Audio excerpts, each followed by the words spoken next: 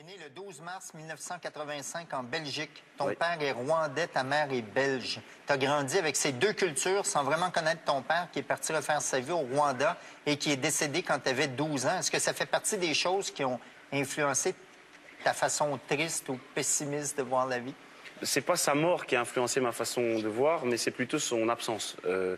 Parce que j'aime pas me vanter entre guillemets si je puis dire d'un père que j'ai perdu dans le génocide, etc. Parce que je l'ai pas vécu.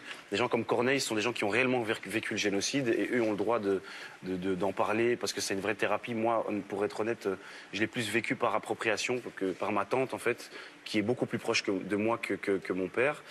Et forcément, en tout cas, la culture africaine, je l'ai vécue. Mais je pense que c'était plus par même la culture congolaise, puisqu'on était beaucoup bercé dans toutes les fêtes familiales africaines à Bruxelles. Et forcément, là-bas, on a eu du Koffi Olomide, on a eu du Papa Wemba et tout ça. Mais c'est comme ça que j'ai connu la culture africaine. Moi, j'ai été 1 mois dans ma vie au Rwanda. Et oui, bon, normalement c'était 2 mois parce que j'ai eu la malaria fatalement, donc je suis revenu. On a un petit peu écourté le voyage. Et voilà, mais sinon la culture belge aussi, elle est bien là. Je l'ai même plus d'ailleurs. Je crois que je me sens plus, on va dire à 70%. Vous comprenez 70%, hein? Oh oui, 70%.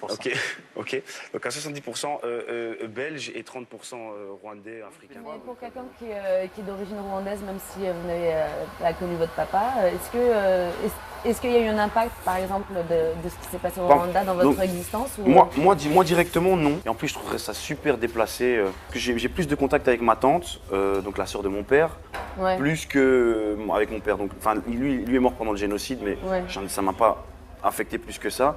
Mais ça m'a plus affecté de voir ma tante souffrir d'avoir perdu un frère, plus que moi avoir perdu un père. Donc, vous êtes quand même d'emblée quand même. Mais je suis quand même bercé un petit peu dans cette culture-là, c'est normal.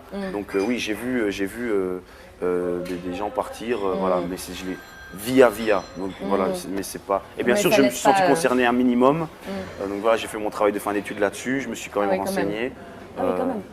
Mais c'est pas. Mais je vais jamais chanter. Enfin, on m'a déjà demandé de me faire une chanson là-dessus. Je trouverais ça trop. Un mec comme Corneille, par exemple, c'est un mec qui l'a vécu et il a le droit de le faire. Moi, après, je trouverais ça ferait vraiment. Parce que pour moi, je me considère plus comme européen, plus qu'africain. Ce serait vraiment mentir que venir dire moi, j'ai souffert, j'ai mes frères en Afrique ont fait. Enfin, arrête.